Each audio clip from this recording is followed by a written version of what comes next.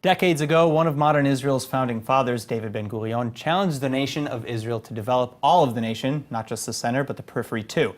Well, today, while the Negev, Golan, and Galilee regions make up a whopping 80% of the country, they only contribute to less than 10% of the economy.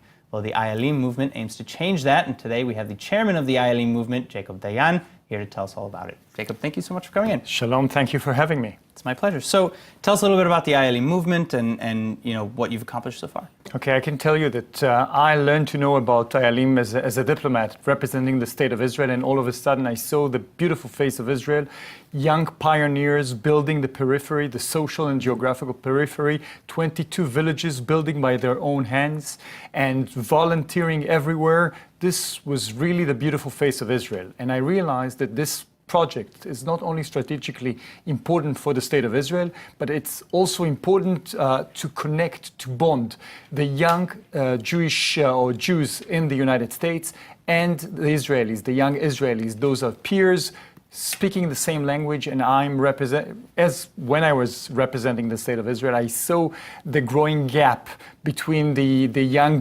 Jewry in the United States and the one in Israel. So I understood immediately that can serve as a beautiful, excellent tool to connect the young pioneers in Israel and those in the United States. So does Ayalim go out of its way to target diaspora Jewry as the other half of this puzzle, or is that just kind of part of the global message in general to all Jews? It's part of the global message. First and foremost, strategically, it is important for the state of Israel. As you said correctly, they are building the periphery in Israel, the social and the geographical periphery. When I'm saying geographical, it's 21 villages in the Negev, 60% of the state of Israel, and barely populated. So it's important for the state of Israel because otherwise we will lose the Negev. And also one in Lod, which is the social periphery. So strategically, they are important, vital for the state of Israel. By the way, 45% of them are staying and leaving afterwards. After they graduate, they stay and live in the periphery, go back and leave. So strategically, this project is extremely important for the state of Israel.